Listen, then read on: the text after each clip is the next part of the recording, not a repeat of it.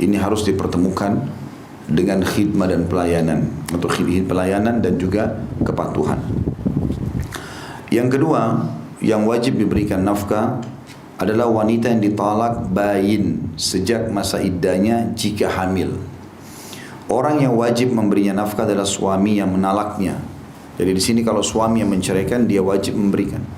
Kalau tadi di poin pertama diceraikan masih tolak raj'i, baik status istri resmi atau secara hukum saja diceraikan tapi masih boleh kembali, tolak 1, tolak 2. Allah mengatakan dalam Al-Quran, a'udzubillahi minasyaitonirrajim, at-talaqu marratan.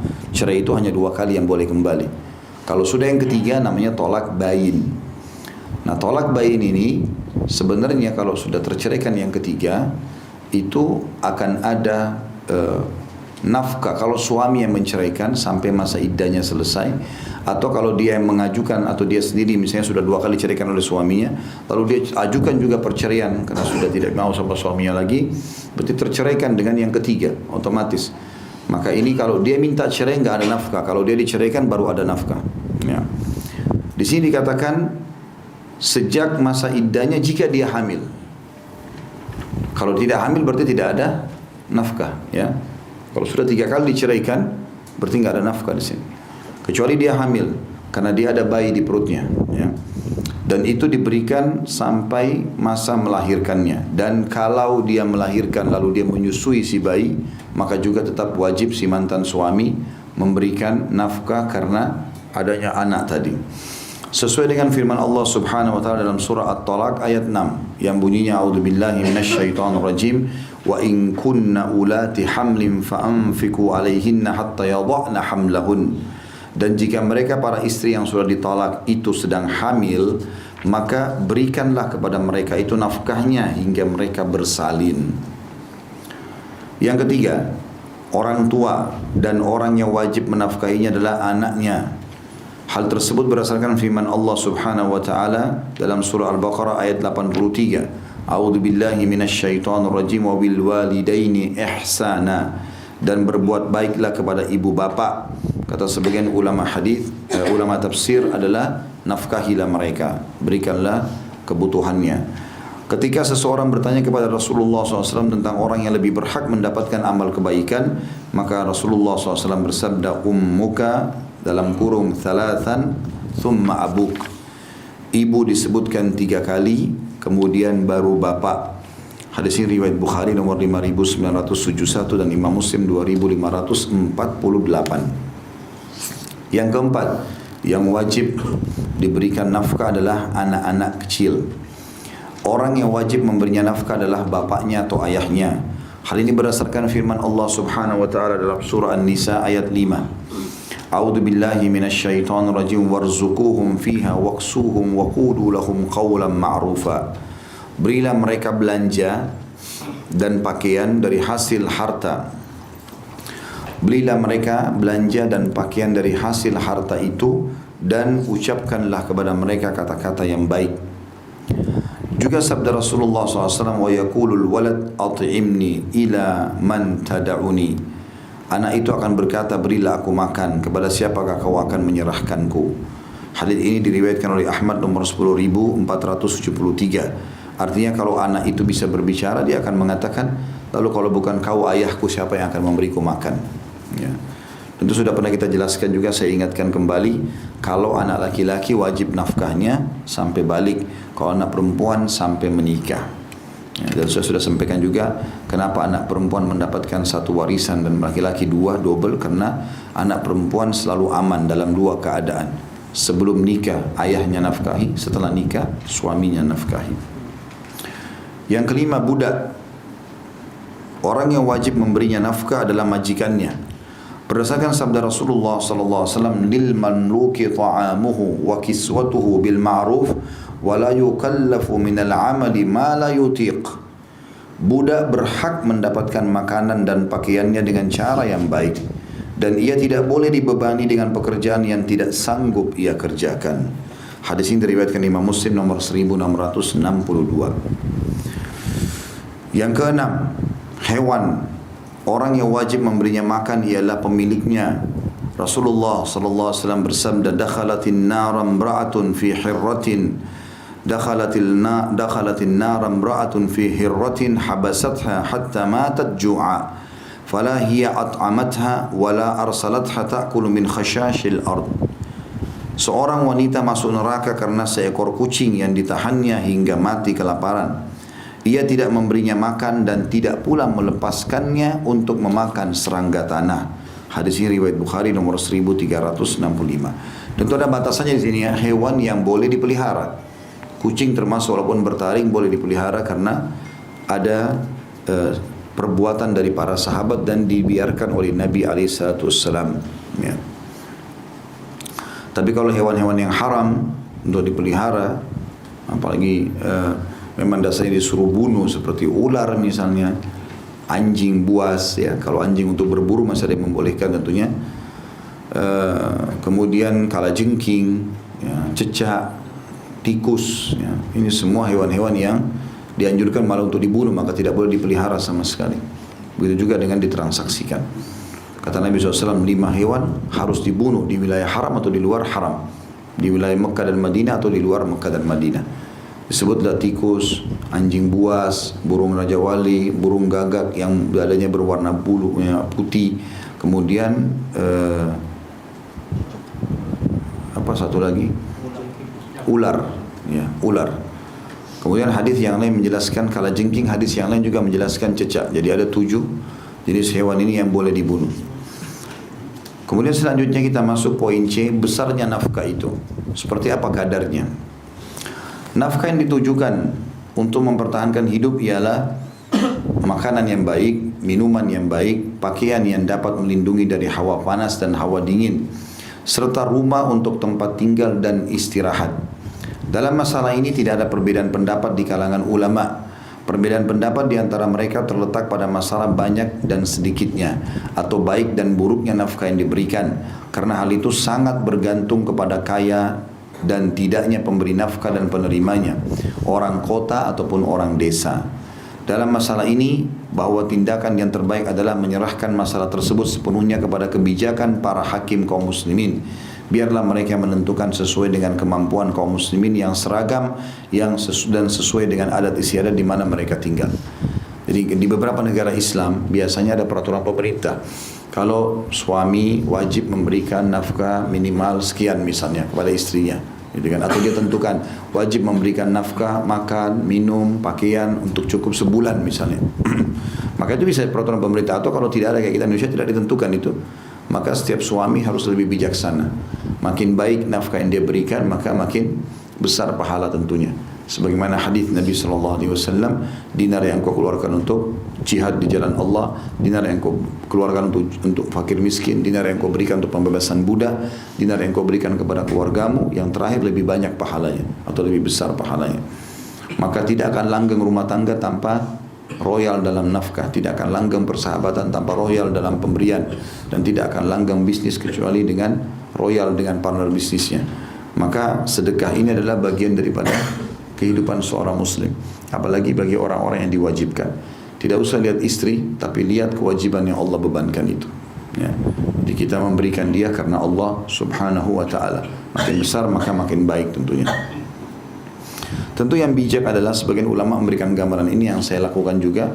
Seorang suami duduk dengan istri, kemudian dia menulis rincian. Kira-kira kebutuhan rumah ini bagaimana? Diskusikan baik-baik. Oh, butuh sampo sekian banyak, butuh sabun begini, minyak goreng begini, beras begini, segala macam, tulis semua rinciannya. Sekian kebutuhan. Jadi seorang suami pun tahu dia harus cari nafkah atau gaji tiap bulan berapa.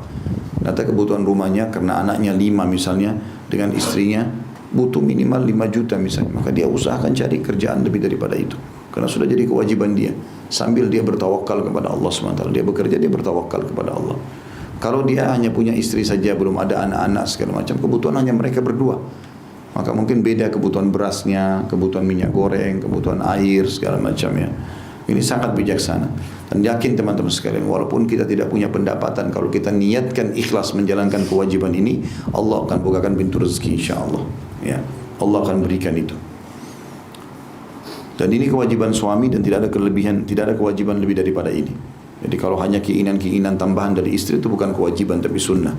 Tapi makan, minum, pakaian, tempat tinggal, transportasi semampunya, ini adalah kewajiban. Poin D-nya, penghentian pemberian nafkah. Kapan kita bisa berhentikan nafkah itu? Nafkah dihentikan karena alasan-alasan di bawah ini. Yang pertama, nafkah terhadap seorang istri dihentikan jika ia membangkang atau tidak mengizinkan suami menggaulinya. Hal itu karena nafkah adalah kompensasi menikmatinya. Sehingga jika seorang suami tidak diizinkan menikmati istrinya dari sisi biologis, maka nafkahnya secara otomatis dihentikan. Masuk dalamnya, pergi tinggalkan rumah tanpa izin sehingga suaminya repot mencarinya, atau suaminya tidak suka dengan sesuatu lalu terus diulang-ulangi. Misal pertanyaan tertentu yang suami tidak suka, atau apalah sikap-sikap yang suami tidak suka. Tapi kadang-kadang ada perempuan subhanallah dikuasai syaitan. Dia tahu suami tidak suka, terus dirongrong dengan pertanyaan yang sama. Karena dia pikir dengan cara seperti itu suami jadi marah. Jadi kalau marah mungkin bisa terungkap apa nih rahasia-rahasianya. Karena ini semua tidak boleh dalam Islam. Kalau kita tidak tahu apa-apa, diam saja, nggak perlu. Untuk apa kita mencari tahu yang kita tidak tahu, gitu kan? Yang kelihatan depan mata, benar kita dukung, salah kita ingatkan, selesai. Sederhana begitu saja kehidupan. Jangan korek-korek hal yang tidak perlu. Akhirnya nanti banyak aib orang kita jadi tahu, jadi masalah buat kita. Enggak perlu. Allah subhanahu wa ta'ala tugaskan kita apa yang kelihatan, dan tugas kita hanya sampai ajal datang. Gak usah korek-korek apa yang dirahasiakan oleh pasangan segala macam. Bukan urusan kita itu. Bukan urusan kita, kita jalani saja. Sebagai suami jalani tugas karena Allah, sebagai istri jalani tugas karena Allah. Selesai. Apa yang kita lihat benar kita dukung, yang kita lihat salah kita ingatkan. Udah. Dia membangkang, dia tidak mau jalankan tugas, dia jahat kalau dia suami misalnya, kalau tadi istri membangkang, maka ingatkan, tidak mau ya sudah berpisah. Selesai. Gitu. Sederhana begitu saja jalannya, supaya sisa umur kita isi dengan hal-hal yang bermanfaat. Jadi ini istri kalau sudah bangkang atau nusyul, terutama tidak mau layani suami, suka melakukan hal-hal yang dibenci, maka nafkahnya boleh diberhentikan. Dan suami tidak dosa di sini. Ya, tidak dosa. Apalagi dia hanya niat ingin mendidik, itu sangat bagus. Ya. Karena ada sebagian wanita, subhanallah, kalau dia dinasihati dengan lisan dia sadar. Ada yang tidak, memang harus terjadi sikap. Nanti kalau sudah terjadi hajar, diboikot biologisnya, diboikot uangnya, baru sadar. Ini sayang sekali. Kenapa harus tunggu seperti itu? Tapi ada orang begitu, subhanallah. Bahkan pernah terjadi pada ummahatil mukminin. Mereka minta dinaikkan nafkah, Nabi ingatkan mereka minta dinaikkan nafkah. Ini ketentuan dari Allah. Maka Nabi boikot mereka sebulan sebagai pelajaran. Setelah itu dikasih pilihan. Mau tinggal bersama Nabi tapi dengan nafkah yang sudah Allah dan Rasulnya tentukan, dan kalian dapat pahala, dapat surga, atau pisah. Pisah baik pun minta apa dikasih. Untungnya pada saat itu semua ummahatil mukminin radhiyallahu anhunna terima Nabi SAW dan mengatakan kami ridho kepada Allah dan Rasulnya, menyesal dengan perbuatan itu. Ada wanita tidak, jahil. Ya, begitu dikasih pilihan begini, sudah cerai aja, dengan harapan dia dengar teman-temannya bicara. Mungkin temannya bilang, ada itu temanku janda nikah sama laki kaya, dikasih tiap bulan 50 juta. Mungkin istri suami cuma kasih 5 juta. Dia mengkhayal bisa dapat begitu. Perempuan itu paling gampang terpengaruh. Dengar temannya ngomong gini, oh iya mungkin bisa, padahal belum tentu. Mungkin itu jodohnya orang itu, belum tentu Anda seperti itu. Ini banyak terjadi. Setelah cerai, cari-cari suami nggak ada dapat. Bahkan mungkin Allah kasih lebih buruk dari suaminya yang awal. Sebagai cobaan. Banyak bersyukur teman-teman sekalian. Ini bahaya sekali. Lalui dunia ini seperti seorang musafir. Kata Nabi SAW, kun fid dunya ka'annaka gharibun aw abiru sabil. Jadikan dirimu di dunia ini seperti musafir. Musafir itu pergi pulang, selesai hajatnya pulang. Begitu di dunia. Tugas kita jalankan kewajiban, mati sudah masuk surga. Selesai gitu loh. Jangan repot-repot ini. Rumit, urus segala macam hal. Mau dicampuri, mau segala macam. Atau seorang yang lewat saja. Kata Nabi SAW, mali wad dunia. Ada apa aku dengan dunia ini? Diulangi lagi, mali wad dunia. Ada apa aku dengan dunia ini? Lalu beliau memberikan perumpamaan. Perumpamaan aku dengan dunia ini seperti seorang musafir yang penat, capek. Mampir di bawah sebuah pohon, habis hilang capeknya, pulang. Pergi. Tinggalkan. Begitu dunia. Jangan terlalu jadikan sebagai beban besar. Mau jalan-jalan, tidak mau ya sudah, gitulah. Dalam persahabatan, dalam rumah tangga, yang jadi penengah kita hukum Allah Subhanahu wa taala. Mau patuh silakan, tidak mau ya usah. Kan gitu. Simple saja gitu. Ya, saya terapkan begitu saja dalam rumah tangga. Mau jalan hukum Allah silakan. Tidak mau ya sudah, jangan dipaksa. Karena enggak akan bisa ketemu kalau kita mau pakai hukum manusia, enggak akan bisa ketemu. Hukum Allah Subhanahu wa taala pasti akan bisa ketemu karena Allah lebih tahu masalah itu. Jadi ini yang pertama, orang yang layak diberhentikan nafkah adalah istri yang membangkang. Yang kedua, Nafkah terhadap wanita yang ditalak dengan talak raj'i dihentikan jika masa iddahnya telah habis. Karena setelah habis masa iddahnya maka ia menjadi orang lain bagi suaminya. Jadi istri yang dikatakan oleh suaminya, saya ceraikan kamu. Naudzubillah, kalimat ini keluar. Mulai pengucapan itu kalau dia haid, dia punya masa haid, maka 3 kali masa suci. Kalau dia tidak haid lagi, manufos misalnya, atau belum ya haid terus dinikahi lalu diceraikan, maka masa iddahnya 3 bulan. Selama masa iddah suaminya wajib berikan nafkah. Bulan keempat sudah selesai, udah nggak ada lagi nafkah, gitu kan? Sudah berhenti di sini. Dan ini juga sudah pernah saya sebutkan teman-teman sekalian ya. Ada beberapa orang yang dibolehkan untuk menyebutkan kebaikannya kepada orang lain. Selain daripada mereka tidak boleh. Karena menyebutkan kebaikan pada orang namanya mannan, dosa besar. Tapi ada orang tidak masuk dalam mannan. Yang pertama orang tua pada anak. Orang tua kita wajar dia bilang, kamu nak sudah ayah ibu biayai, kenapa enggak begini, kenapa enggak sholat, kenapa enggak puasa. Wajar. Karena dia mau hasil. Anaknya dibiayai untuk jadi orang baik. Kalau tidak baik dia ditegur. Ini enggak masuk dalam mannan. Yang kedua suami pada istri. Wajar suami bilang, kan sudah saya kasih nafkah, kenapa kok habis? Kamu belanja kemana? Wajar, uangnya orang. Enggak boleh istri-istri tersinggung kalau ditanya. Oh ini suami saya perhitungan. Mungkin bukan perhitungan. Dia lagi bertanya masalah itu. Dan yang ketiga pemerintah pada masyarakatnya. Jadi kalau pemerintah misalnya bangun jalan, lalu dia bilang, ini saudaraku semuanya sudah saya bangunkan, masyarakat Indonesia jembatan, jalan, apalah ya. Dan ini tolong dijaga baik-baik. Dia minta amanah supaya dijaga, gitu kan. Maka itu batasan yang dibolehkan. Selain daripada ini tidak boleh menyebut-nyebut kebaikan. Kita pernah bantu orang, apa segala macam, gak usah disebut. Yang ketiga, nafkah terhadap wanita yang ditalak dalam keadaan hamil dihentikan jika ia telah melahirkan bayinya.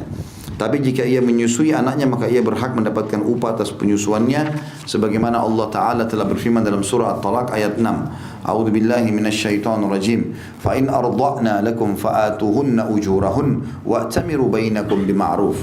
Kemudian jika mereka menyusui anak-anakmu untukmu, maka berikanlah kepada mereka upahnya dan musyawarakanlah di antara kamu segala sesuatu dengan cara baik.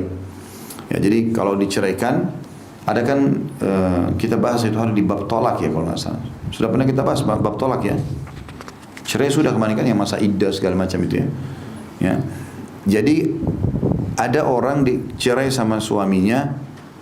Pada saat dia cerai, kalau dia masih haid berarti 3 kali masa suci gitu kan. Tapi bisa berpindah dari 3 kali masa suci atau sekitar 2,5 bulan, pindah menjadi 9 bulan. Kapan itu? Kalau dia ketahuan ternyata di masa iddah hamil. Nah ini semua tetap masa diberikan nafkah ya sampai dia melahirkan. Kalau dia habis melahirkan ada asinya dia menyusui diberikan juga upah. Dan itu ini upah Allah bilang di sini musyawarahkan dengan cara yang baik. Si istri nggak boleh mentang-mentang suaminya kaya, saya nggak mau kecuali kau kasih nafkah saya 15 juta. Baru ceraikan saya. Nggak ada haknya. Kezaliman. Seperti premanisme dalam rumah tangga. Nggak boleh. Harus begini, harus begitu. Ini banyak istri begini. Kalau ditolak sama suaminya nggak berharap kembali. Karena jadi beban, gitu kan. Ini kan jadi beban buat dia. Ini ngapain tuntut-tuntut seperti ini? Ya, subhanallah istri yang saya lihat makin bertahan dalam rumah tangga justru istri yang menghormati keputusan suami dan juga ridho dengan apa yang Allah berikan. Dikasih, alhamdulillah, terima kasih ya gini-gini. Ya, suami malah berpikir apalagi yang saya mau kasih ini, apalagi saya mau kasih. Mungkin teman-teman sini yang sudah berumah tangga tahu itu. Misal kita pulang terima gaji akhir bulan, kemudian kita pulang ke rumah kasih istri ini ya, lalu dia dengan gembira, wajah gembira menyambutnya, terima kasih ya, makasih sudah berkorban buat saya sama anak-anak. Kita tambah semangat untuk memberikan nafkah kan gitu. Tapi kalau dikasih kita gajinya memang cuma 3 juta dan itu sudah luar biasa. Dari pagi sampai malam kita bekerja. Itulah hasil kita, tidak ada lebih daripada itu. Lalu kita kasih, mukanya cemberut. Cuman ini, saya juga bisa dapat kalau saya kerja sendiri. Ahli neraka. Gimana cara? Suami sudah setengah mati banting tulang, mukanya dihormati. Ya, dan itu juga Allah tidak berkahi. Uangnya betul-betul tidak cukup seperti lisannya nanti. Ya, ini harus hati-hati semua. Rumah tangga ini ajang ibadah. Nggak boleh sembarangan. Kejar surga wahai para muslimat dari suamimu. Dan wahai suami, kejarlah surga dari istrimu. Maksimalkan, ini luar biasa. Ini jalan tol menuju ke surga. Pasangan kita buat baik sama mereka, ikhlas, maka masuk surga. Gitu kan? Kita berinfak terbaik untuk keluarga. Kita juga punya kewajiban yang Allah akan hisab adalah rumah tangga. Ya. Wahai para muslimah, ingat hadis Nabi SAW. Nabi ingatkan, karena nafkah diberhentikan dari mereka nih kalau ada masalah. Kata Nabi SAW, awal yang dihisab dari seorang wanita adalah dua, solatnya dan muamalahnya sama suaminya. Ini hati-hati sekali. Yang keempat, nafkah terhadap orang tua diberhentikan jika ia kaya atau anak yang menafkahinya jatuh miskin sehingga ia tidak mempunyai sisa uang dari makanan sehari-harinya, karena Allah tidak membebani seseorang kecuali dengan apa yang Allah karuniakan kepadanya. Kalau orang tua kita miskin, kita wajib nafkahi. Tapi kalau orang tua mampu, tidak ada wajib nafkah. Tapi kita boleh bersedekah. Boleh enggak ibu-ibu sama ayah saya orang kaya tapi saya gantikan mobilnya, atau saya belikan mobil, atau saya belikan rumah lebih besar? Boleh, itu sedekah yang paling afdal. Tapi tidak masuk dalam kewajiban nafkah. Itu cuma sunnah saja. Yang wajib itu adalah kembali ke istilah nafkah tadi, makanan, minuman, pakaian, ya, tempat tinggal semampu kita kalau mereka miskin. Kalau orang tua, kalau istri itu tergantung, kaya miskin tetap wajib kita kasih, kecuali kalau dia kaya dan istri mengatakan sudah untuk nafkah saya nggak usah dikasih, alhamdulillah Allah sudah cukupkan buat saya. Dia ingin bersedekah pada suaminya supaya nggak usah kasih nafkah bulanan. Istri lain misalnya dikasih 5 juta, kalau dia poligami, yang ini enggak usah deh, saya enggak usah terima. Maka itu sedekah yang baik juga dari dia. Atau di sini dikatakan anak jatuh miskin. Tadinya dia kaya raya, kemudian dia biaya orang tuanya, ternyata tiba-tiba usahanya bangkrut, tidak ada lagi kemampuan. Dia bahkan kalau mau beli makan cuma untuk dia sendiri. Maka di sini enggak ada kewajiban menafkahi orang tuanya.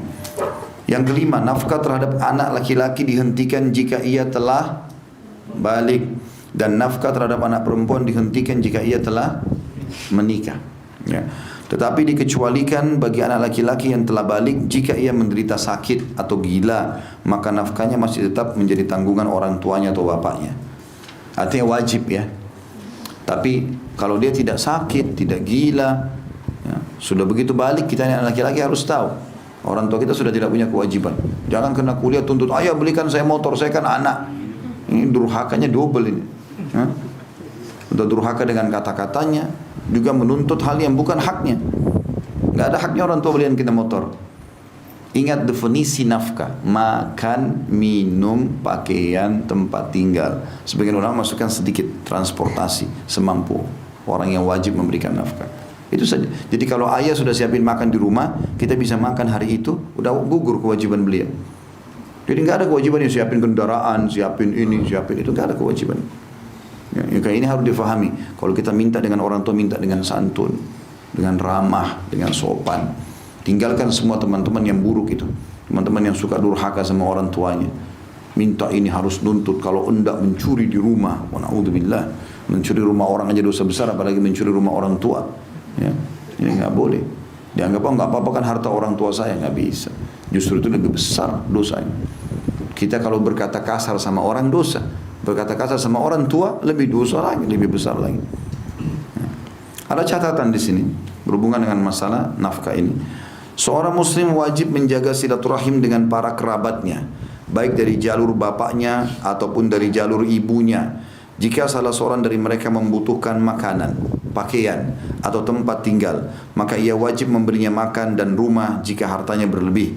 Di dalam pelaksanaannya, hendaklah ia memulainya dengan kerabatnya yang paling dekat dan seterusnya. Berdasarkan sabda Rasulullah sallallahu alaihi wasallam, yadul mu'til ulya wabda biman ta'ul ummaka wa abaka wa ukhtaka wa akhaka thumma adnaka fa adnak. Hadis ini riwayat An-Nasai nomor 2532, Darul Qutni jilid 3 halaman 44, dan beliau mensahihkannya. Terjemahannya, tangan pemberi itu lebih tinggi atau makna lainnya mulia, dan mulailah dengan orang yang berada dalam tanggunganmu, ibumu, bapakmu, lalu saudari perempuanmu, dan saudara laki-lakimu, lalu keluarga yang paling dekat, dan seterusnya.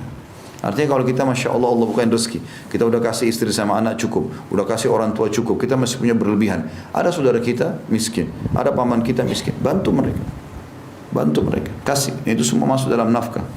Kalau kita mampu dan mereka sulit, ya terutama orang-orang punya hubungan kekerabatan yang sangat dekat, yaitu jalur langsung ke atas yang ayah dan kakek, tapi ke samping mereka. Karena ini kan jalur atas wajib, ayah dan pak kakek ya. Jalur langsung ke bawah, anak dan cucu juga wajib. Tapi semua ke sampingnya ini, itu akan menjadi wajib kalau mereka susah dan kita mampu. Seperti saudara-saudaranya kakek sama nenek, saudara-saudaranya ayah dan ibu, ya, saudara-saudara kita ke samping, anak-anak mereka, ponakan, ya, semua ini menjadi kewajiban. Bahkan mereka juga termasuk bagian daripada ahli waris, ya. Nanti kita bahas di bab warisan insyaallah ke depannya tentang siapa saja yang berhak mendapatkan warisan. Ada di antara mereka yang tidak dapat, tapi umumnya mereka mendapatkan warisan itu.